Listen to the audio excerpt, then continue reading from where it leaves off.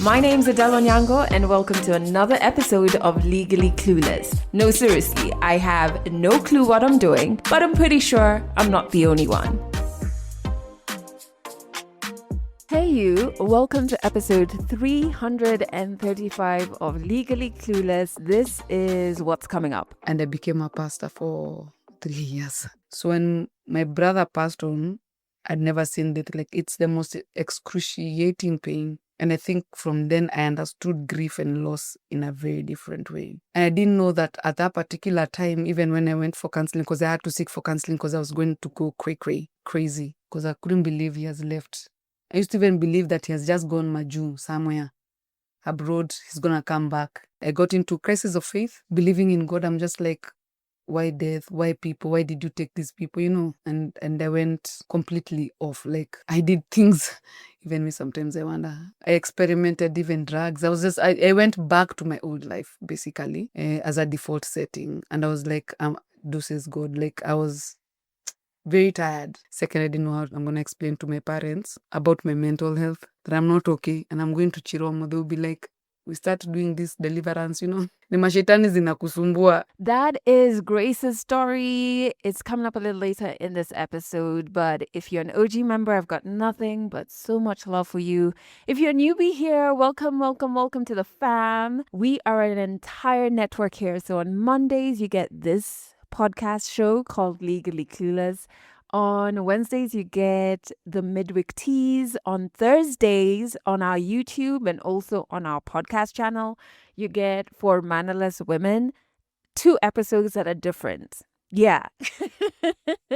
So you can listen to the audio episode and then stroll to our YouTube and watch a very different video episode. Make sense? Great. And we have a seasonal show called Ask a Therapist that goes out on Fridays when it's on. You can also sign up for our weekly newsletter, which I think you really need to do. It goes out every Wednesday. To sign up, there's a link in the show notes, but you can just go to our website, which is legallycluelessafrica.com.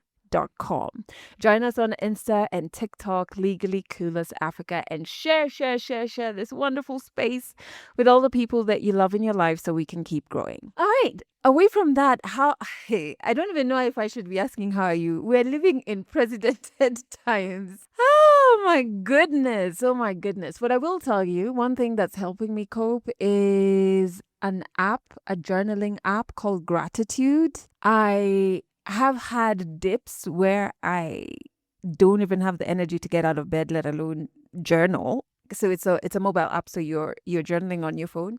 But when I stay committed to it, I can feel the change, and I can feel even how my mind moves differently, and copes with stress or pressure or anxiety so much better. And that's something I was thinking of, actually. Like, when you do work on yourself for a while, I think I'm in the zone where I'm living more, like I'm kind of like pausing on the betterment. I am sitting with who I am today and like appreciating her, you know what I mean? And just being like, wow, I have really put in a lot of work and I can see the results. That's the part. Like, I think this morning I caught myself thinking about something and I was just like, wow, you've really grown, madam. You're handling things so much better, and like you have your mindset is so much stronger. I think a long time ago, I would not handle overwhelm well. I would automatically just go to giving up. But currently, I can wade through and I can give myself grace, hold space for myself, cheer myself slowly. I'm not shaming myself. Like, guys, that's a really big one. Like, I'm not shaming myself, and I'm just like, wow, working on yourself does pay. That was a bit of a ramble, but like, honestly, I just hope if you're into journaling, please try the app Gratitude. It really does help. And yeah, I'm sending you love. My goodness, the world needs so much more love. But let's jump into 100 African stories. We are listening to Grace Wanjiku's story. It is one of resilience, of faith, of rebellion, of healing, and community. Woo! That last one. 100 African stories on Legally Clueless. Stories from Africa.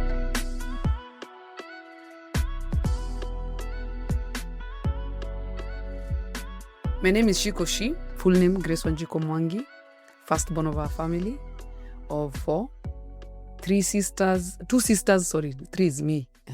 2 sisters and myself and a brother who's now late. Born in Eastlands, Umoja Estate for the last, I think, 25 before I told them, deuces, I gotta start life elsewhere. I don't know how many of you relate with being a firstborn. You're the experiment of everything. Your parents, kuchapwa or to be beaten, doing the mistakes and the rest of the people following suit and learning from you, being everything that everybody has to emulate.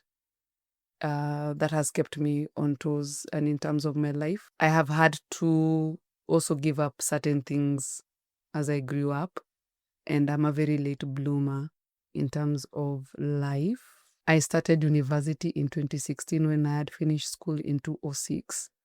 Yeah, so what happened is I had to give up some time because of my siblings to go to school. Some financial crisis happened in between that time, such that I was not able to go to school. I finished high school. The first thing I did, I went to do work, which was also awesome because I love performing arts. So that was the first thing I did. I went to act set books, and that time my brother had just gotten into high school, and then my 2 sisters followed. So money was very scarce. Then I joined the media fraternity, and then after some time I couldn't stay. There are certain things I saw, and then I was like, if I stay here, I will never be in one piece. And because of that time, the moral state of the media, I don't know if it has changed now. I hope it has, or it has gotten worse. But anyway, because of that, I didn't want to mess up my life. I didn't want to get into this sexual immorality kind of life and stuff like that. So, and that time I was a staunch believer, and I'm just here wondering, hey, how am I going to survive in this kind of industry? So I went and told my dad I want to go back to school. So they were only able to pay for me certificate. So I did a certificate in counseling. That is because of my high school life. There are things I had done. I'd been given a suspension. And then I went for counseling. When I saw how the counselor handled me, I said, I would want to do this to people, to help people, to bring people to a place of peace, to bring people to a place of joy, just to help people come out of the states that they're in. So I told my dad I want to do counseling. But that time it was like, this is never going to pay anything, you know? My parents wanted me to do other things. After certificate, I couldn't do a diploma. So I started doing odd jobs in between. I was a tout at some point in my life. It was so cool. How I got even into it was because I had a passion for the matatu guys. This is just the craziest thing. I know no one ever thinks about them in that light of wanting to love on them. But I wanted to share the gospel with them. At the same time, I wanted them to learn how to save and have a good life rather than the way we see them as people who are nothing, and that is actually an office. So I wanted to also kujua kudandia mat. So I did it for like 2 years while still in school, because I got back now into school for some time. Afterwards, I did an attachment. So at that particular time, I hadn't paid my fees. So I just went to do odd stuff and volunteer, because many people then believe that you have to do work to be given money, but you didn't know that even volunteering gives you exposure and helps you to learn certain things that you would not have acquired, because experience is more than paper. I'm not that learned, and nimefika tu degree. I've just reached where degree is. Where I went to volunteer, they saw something in me. Decided, hey, you look like a leader. You look like you'd be in a good position and you love God and stuff like that. So they volunteered me to go and do things in church.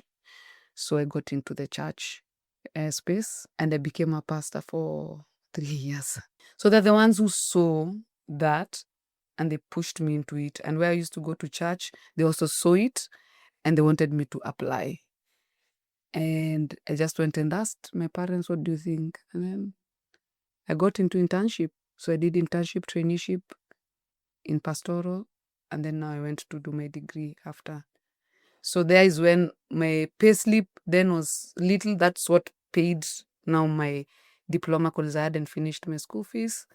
I finished, saved up while still working for my university because I wanted to do theology. I've done theology myself, and I did for 4 years. So I wanted to come back and give back to the church, but there was no space at that particular time. So I got to another place, like an admin, but it's a para church. So that's where I went and now settled completely. Yeah. And then now that's where my story starts. During that time when I was working there, I think I went there not having any experience per se, but the people who were there taught me a lot. I learned by observing. So I learned how to be an admin there because I'd never studied anything about admin. And so I stayed there for quite some time, for 3 years. And I enjoyed the company that helped me grow in that space. But inside there, that was in 2019. 2019 at the end. And that specific year, I had lost so many people. I think like 8 people back to back with no rest. And they're not people who are very far. They're people close to me, cousins, friends, and a neighbor. And I had previously lost my brother in 2017. So for me, death came so close to me. And I never comprehended how death can be so cruel and gruesome. Even now that I'm talking about it, it's been a while since I cried. Of late, I've been missing my brother a lot. I don't know why. Maybe it's because of the very many people I've seen dying this year, friends of a friend, and seeing their story. I'm like, wow, I understand their pain. So that particular year when he died, I'd never experienced death that close. Of course, aunties, uncles, grandparents, they're a bit far. They're close, but they're far. But this is someone who's really close to me, like nuclear close to me. It's like a parent passing on. So when my brother passed on, I'd never seen death. Like it's the most excruciating pain. And I think from then I understood grief and loss in a very different way. And I didn't know that at that particular time, even when I went for counseling, because I had to seek for counseling because I was going to go cray. Yeah, crazy. Because I couldn't believe he has left. I used to even believe that he has just gone Maju somewhere abroad, he's gonna come back. So that death affected me without me knowing that it will affect me for a while. Yes, I went for counseling, it gave me a bandit because I didn't finish my sessions. So 2019 coming is when it's like that death opened me seeing how people go through grief and how death looks like. And it's like I used to see now people are dying as many. Before you're not seeing, because of course no one has died that closely to you to see. And it also helped me relate to people differently. So that 2019, when people died so many, I was very overwhelmed. And I think it triggered my brother and something just sparked. I got into crisis of my faith in crisis of faith, believing in God. I'm just like, why death? Why people? Why did you take these people? And I went completely off. Like I did things, even me sometimes I wonder, still coming out of most of them, but I found myself in a space that was not nice. I experimented even drugs. I went back to my old life basically, as a default setting, and I was like, deuces God. Like I was very tired. I said deuces, but I know I will pray, I'll do all those things, but I was just in a space of rebellion. I was in a place of anger. I was in a place of, I don't know why you would take these beautiful people from us. And so at that particular time, this is funny because going through that is the same time God is giving me a job that I didn't want. I was giving other people to apply for that job, but I ended up applying. Now this is the current place. Now I'm saying I worked for 3 years, met very nice people who taught me admin because I entered as a volunteer, then ended up working for them. So even in my pain and even in my desire to just be in that space with God and go through the crisis of faith, God was still showing me favor, a lot of favor, because I got a job during COVID when everyone else was losing their job. And so I got into this job. I loved because it was serving pastors, teaching them because we have people who are preaching heresy out here. So I felt like I'm in a space where I'm doing something very beneficial, but at the same time, I'm having internal turmoil of where I am, who God is, why things happen the way they happen, why are we going through suffering, all manner of questions that you have when you're going through trials. And I've realized trials are very different for everybody. It can be mental, it can be emotional, it can be physical, it can be any manner. So mine, I think, was very, very mental. At that particular time, I got myself into things that I didn't really want to, or I really wanted to, because I was in a space of crisis of faith. And that particular time, I'm working for a Christian organization.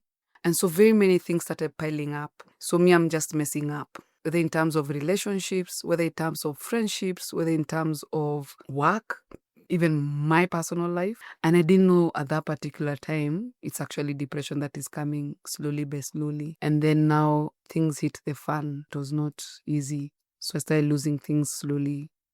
Due to relationships, I started losing friendships that were really important to me. Some are restored, but at that particular time, it was not as easy as I would have loved it. I had to resign from that particular job. I had to leave that relationship that I was in. I just felt like I've lost everything in just a snap of a finger, like Thanos. Yeah, then 2023 began and I wanted to take my life at that particular time because I felt like, how do I come back from this? How did I even get here? How did I even... Shiko, you are bright. Shiko, you have had a good life. So I'm saying it's a good life because there's peace. Despite the hardship, there have been amazing and beautiful moments that I've had in my life. But that particular time, I felt like I am a Christian. I've done this, and this, and I'm falling. How did I get here? And I was so broken and so hopeless, and I was in a very, very bad space. I don't think my friends have ever seen me in that space. And so this particular day in February 16th, I wanted to commit suicide. I was with my housemate then, and she's actually got sent because she came in the nick of time. When I had lost everything. Even her, she was coming from something, so it's like trauma bonding of some sort. And then she was coming to find space to come and just stay and chill. And she ended up being my housemate and ended up taking care of me. Even she forgot about her issues, she started taking care of me. But before she did, I planned out how I wanted to commit suicide, and she was actually in the room, and I was just like, I'm gonna slit my wrists and just lie in bed. So I didn't know she kept watching my movements. But before I even did that, I said, for me to do this, let me do something. If this doesn't work, then I continue.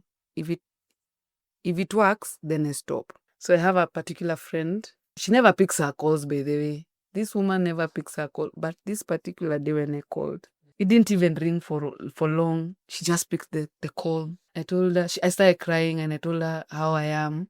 And she came so fast, sat with me, cried with me, talked to me. I said everything that I had to say. I poured my heart to her. And the next thing she said, we are going to the hospital. I was like, why are we going to the hospital? We are going to the hospital. I didn't resist. So we went to Gilead. It's a very nice hospital. So I went there.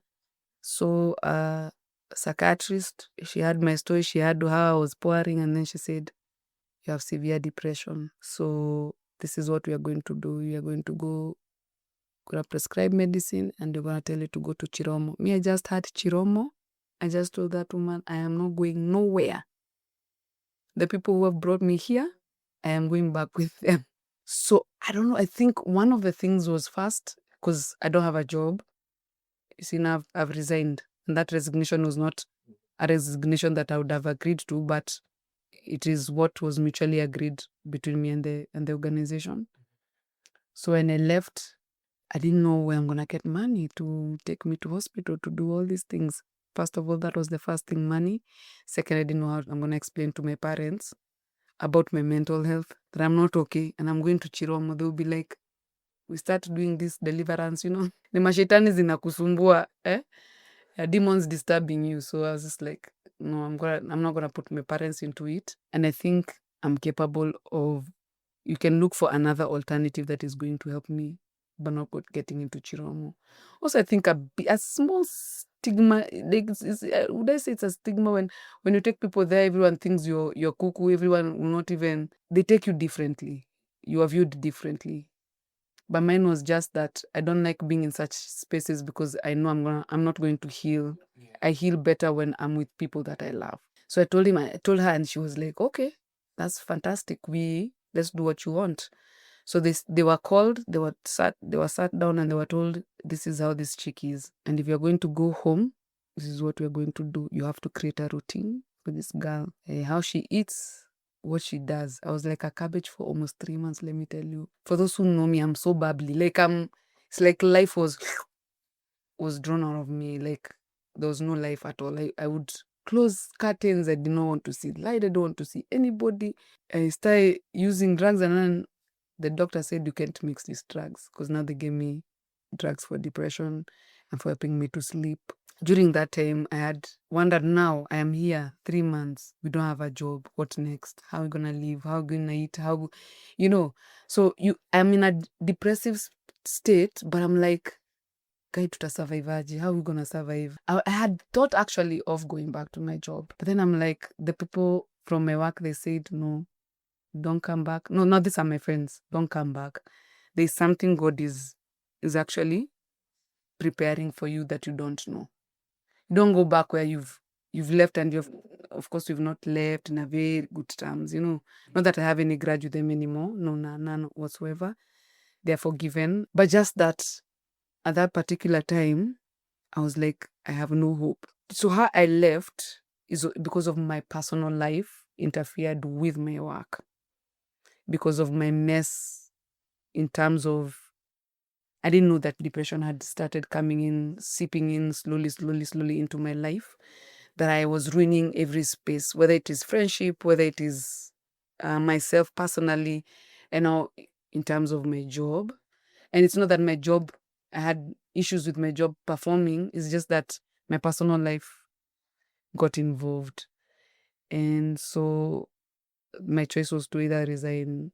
So I resigned politely. It was it's somewhat mutual, but I thought they would work things out, but I said it's okay. And also I'd given my 3 years. So it was okay to leave. And they just didn't leave me like that. They gave something. But now when you get into depression, you're thinking this man is not gonna take you for long. So during that time, medicine by the for depression is not at cheap. It's quite some money. So I started therapy, and therapy started working for me. In between, I stopped taking the drugs for depression. I told them I just want to continue with therapy. And then I started coming out, because I had to come out from this depressive state. I had to sit myself down and talk to myself, even if I was enjoying therapy. They gave me coping skills and knowing how, when it is coming and what to do. All those things, I'm grateful for that hospital. I'm grateful for Gilead and the whole fraternity. Like, they were just amazing. Even when money had gone, they took me and said, okay, we're gonna take you through this, whatever money you're able to pay at a particular time. Friends came, they paid for my therapy sessions. During that time, I had people who started paying for my rent because they knew I didn't have a job. And then I said to myself, now, I think I was in the fourth. So in between those three, their friends who were calling me. They had started calling me long time, even before I got into this space. And they're like, "This you come into the events industry." I'm like, no. How do I leave my job where I'm being paid well? It is usually fluctuating. You don't know when you're gonna get money, when you're going to get a gig. When you're in a job, you know very well at the end of the month, kuna kakitu. There's something that is coming. Whether you have done your best or not, something is coming. Now, events is you working to know that money has to come at the end of the month or whatever time. So I said, nah, I was very comfortable. So I tried one. So I did a pro bono one, an event I went to MC. In my opinion, it flopped, but to them, it was actually a very good thing. So I was like, Kuni, you've never seen a good MC anyway. And I was just like, okay, because some people in the I'm even saying congregation, in the audience came and helped me to MC. And now it's when I got hyped. Then I said, this thing is not my thing. So I went back to the office. So a lady now came now when that job has kushad. I'm in depression. Now my friend comes and asks me, now are you ready? I'm like, no, but let's try. So I started helping her or being part of her job. It's called White Guava. I joined White Guava. She took me in. She taught me a few things. She started like connecting me to other MCs. And then another friend of mine called Johnny, same thing, did the same, connected me now to Kibunja. So Kibunja took me when I was in a very bad place. So the first gig I went was called 227 at Memorial. So I went and met him. I was like, this is the Kibunja, I know this guy. But also I didn't know him personally. And he had already been told I'm the one coming. How do we work together? So we started working. I was seeing them, helping them, doing stuff. Slowly, he's inviting me into all the gigs, like Craft 360 to see how people work, getting confidence like that. Then there were other, now there are other MCs. I have to work with them as well. Go and see, oh, this is how this person, this is how this other person does, this is how. But what I loved about Kibunja is that when I went to work with him, he just threw me baptism by fire. That's how you get to know this job. You observe and then he throws you and he's like, now let's do it. So there's a wedding he just threw me and he was like, this is how we do these things. And I was like, yeah. Okay. So he was the first one to do that. Others I learned from techniques and stuff like that. Today we are very good friends with Kibuja. I still do want to do more with him because he's a fantastic dude and very kind. He didn't like seeing people struggle. He actually gave me his story. And that's how he also uplifted me. He even called me for lunch. Come, let's talk. What is this? Me, I'm telling him I've not had job 6 months. Him is telling me 2 years. I didn't have a job. I was tamarking. I was doing all those things. And right now God is just uplifting him and making him shine. So he picks people. He works with people. I really admire that about him. And I hope to do the same for other people when as early as now. Even if I have more or less, I've not figured where Kibunja has figured what I desire to. So Kibunja played a very big role, me joining the events. There are other MCs like Peter. There is another guy called, he's a pastor as well. He's called Josh.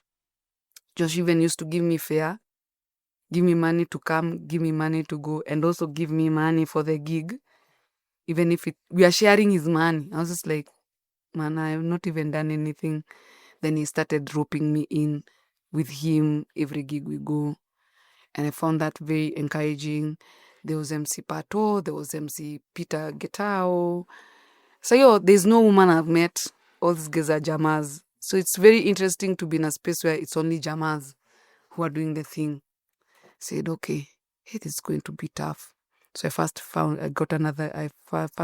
got my first gig. I also felt like it flopped. That's why I learned, hey, weddings are a niche. So you learn different cultures. So that time I felt, oh, I've gone to a Calais wedding and I didn't know Calais men don't like dancing and stuff like that. So I was like, in failure. This is failure. But imagine they came and said you did a fantastic job. For your first time, it was my first gig alone. And I had to learn more. So I had to come out of that depressive state because I knew there's no one else and people might end up getting tired supporting, am I doing anything about it anyway? But they could see I am trying and things don't happen. It takes time for good things to come your way. And so 2023 was very hard, but it was also a very good learning curve because God humbled me to learn to depend on him and to allow people, my community, to learn that he cares for me by the community he has given me, that surrounded me, loved on me, provided for me, like above and beyond. I'm very people oriented. Like I was just like, your capital, your everything is people. So love them, be intentional with your people. So I didn't know that would come to pay the way it did. So coming into 2024, Wanjiku is starting to find referrals. So it's just like, yeah, wasi wananige to referrals left, right and center, and I was just like, God, this is just you. Some of the things is not because I've posted, it's just because I went and worked somewhere. Someone says, we like your energy, we like this and this, and I found myself, imagine, thriving. Then after that, I got another niche because of another friend, because I like games a lot. So this person has been doing games for a very long time. And so I ended up doing team building. That's how I got into team building. And so to say this is just to show how being in a state of a depressive state, because being a bubbly, not many people believe bubbly people who bring life can get to a space where they want to take their lives, and they're like, there's hopelessness, you feel there's no need to live, that they can bounce back. And I bounced back because of people and support and allowing myself to be in that space to be helped, even if it is so, you feel demeaned. It's demeaning in a way. It humbles you, it makes you feel a certain way. But I thank God I was allowed to be in that space, because now I can understand someone who might be in the same journey as I am. I learned to be humble. I learned to give. I learned people are very important. And that time my faith was not okay. I was being held by other people's faith. They would pray for me. I hadn't gone to church. I had stopped going to church. Came back slowly. Not that I had left, but like now it's more consistent than before. I was angry at God. We are coming to a good place. I'm glad the people who are believers with me, they never shun away from me. Relationships started being restored. Some of them, not all of them, some of them. God provided a niche that I'd never thought would happen. People saw it. I didn't believe in myself. Other people believed in me to get into the MC industry, a place that is so male-dominated kind of a space. And then I started meeting women who are in this space. There are few. Most of them are in corporate, but in weddings, very few in weddings and other things. And so I've learned over time, people are very important. And people believing in you helps you also to believe in yourself. So my brother was a confidant to me. He's 5 years younger than me. I actually was being told, I asked for a sibling.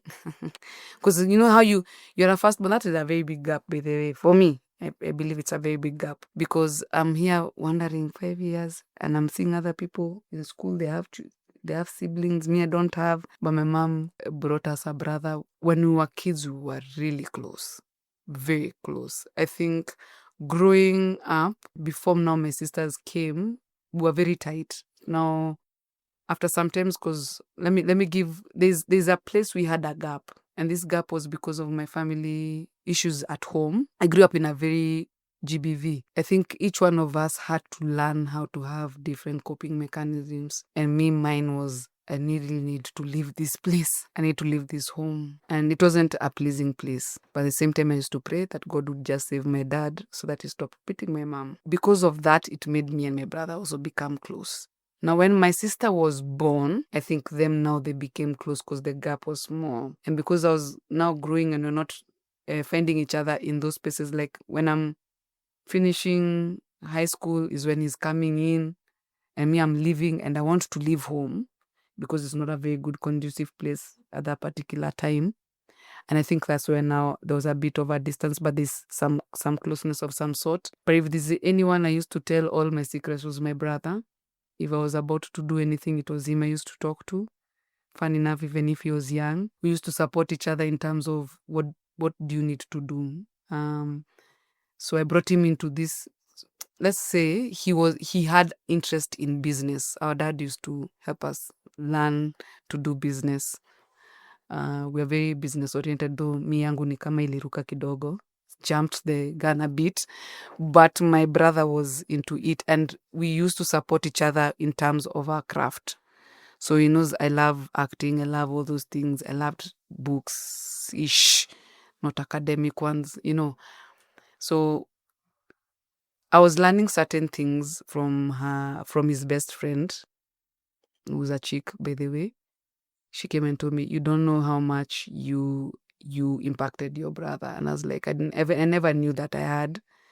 In terms of his spiritual life, he just started coming to church. He used to ask me questions about faith.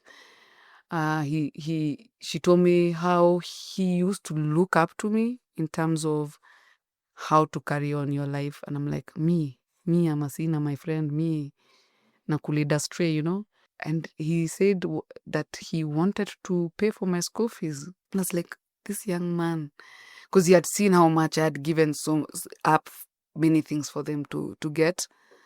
So he would want to give back to me. So that closeness, having him the only brother we ever had, ye kuenda. So him leaving us was a bit hard. Mm.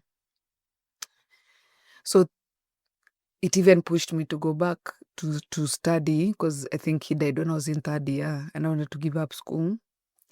And just learning how he wanted to do things for me.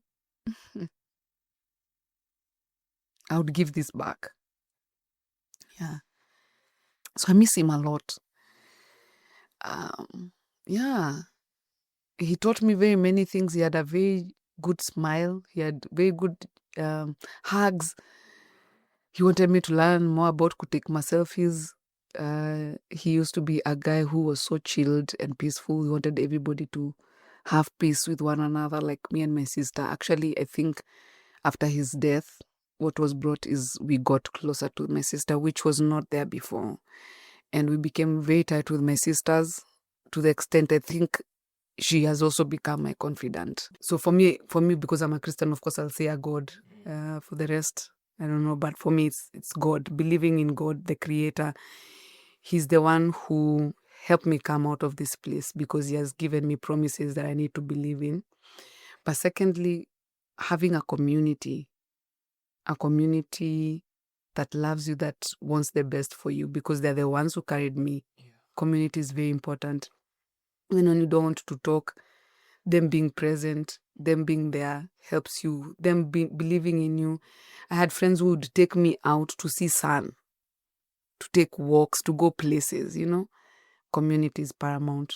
Therapy is also paramount. And even taking those meds when you're being told to take those meds. They may have side effects. I pray that people can come out of them, maybe. But therapy for me worked. Them giving you tools of what to do, journaling, going out, doing fitness. Fitness also has become a way for me. It's a mental thing. It's not even at it looking good. Looking good is just a surplus to it, but it's a space where certain hormones are released. The other thing is not indulging in too much of drugs. Yeah, that also helped. Sleep helped. Eating well helped. Surrounding yourself with things that are supporting either what you love, that really helped me as well. I know these things I'm saying that don't work for everybody, but I think they are very important to look at, and reading more about what you're going through, and talking more about it, so that there are other people who you can help each other to come out of the state, is very beautiful as well. So those are the spaces I've put myself to learn how to come out of that place. I know sometimes it comes because I've struggled with to come up procrastination. Also discovered during this time I have ADHD. I'm learning it when I'm older. Learning how now to manage certain things. So you come to learn very many things. They just come opening up.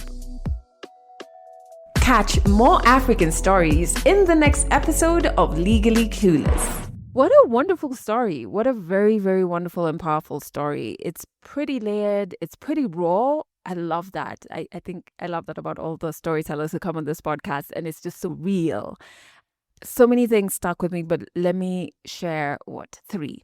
The first one was when she talked about community. Honestly, when I was going through my divorce, my community shifted. Like it was like an earthquake. Rattled everything that in every space that I thought was community.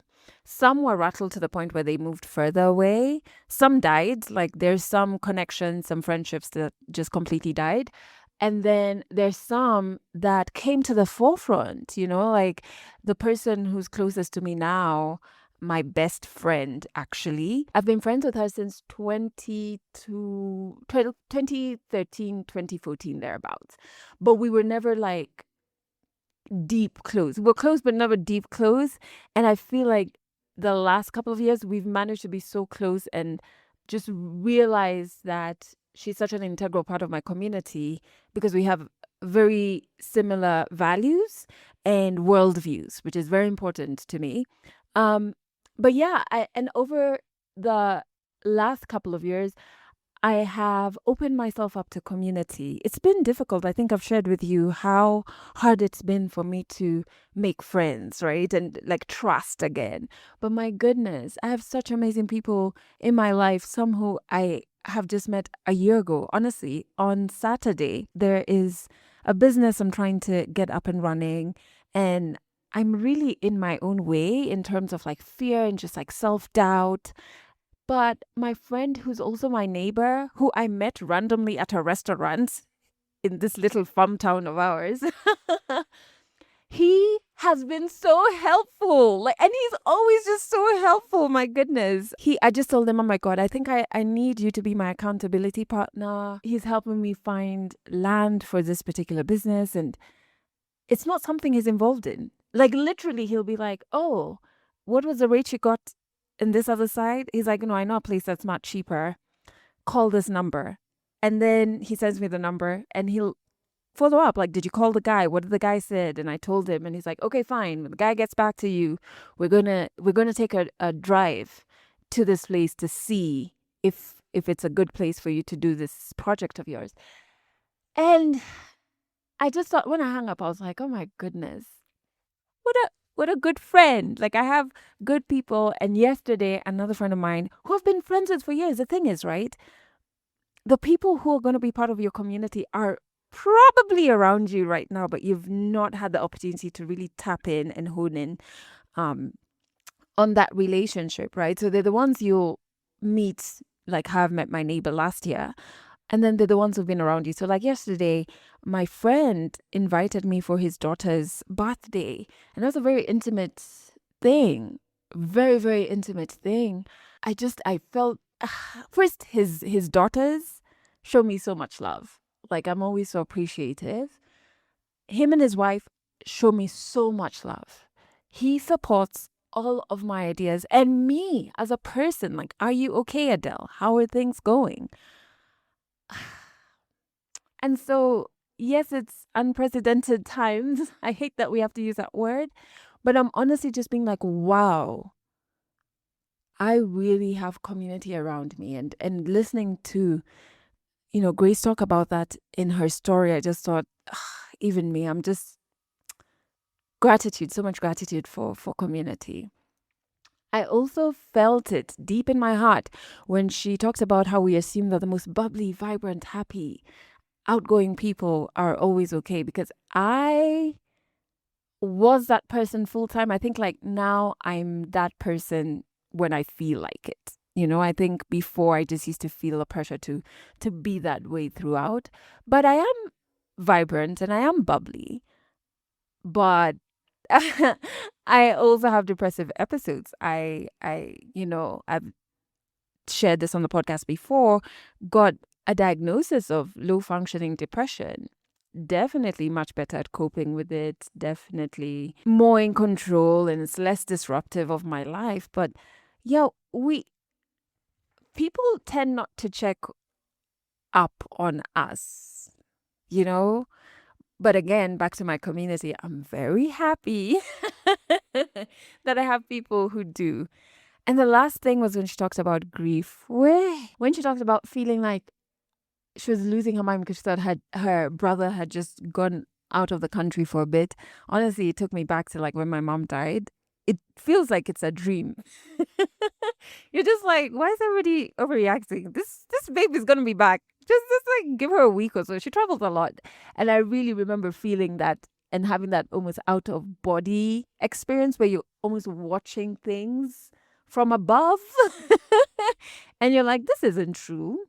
This is like either a dream or it's a joke. She's gonna walk back into the house and then she doesn't, you know? But yeah, that's really what I connected with. And I would love to know what you connected with. Please drop it in the comments. But like, if you're going through something similar, I really hope her story speaks to you and just reminds you that you're not alone and you're not too far gone, and there is help and there is healing. You know, maybe if it's not you who's going through that situation, if you know somebody who needs to listen to Grace's story, please share this podcast episode with them. You never know whose life it might impact. But remember, you can also share your story on this podcast. All you need to do is fill out our storyteller form. Link to it is in the show notes. Thank you so much for listening to this episode to the very end. I truly appreciate you, and I know you have every single thing it takes to heal. That's it for this episode of Legally Clueless. You can share this podcast with your friends. You can keep it for yourself. I'm not judging. Just make sure you're here next week for the next episode.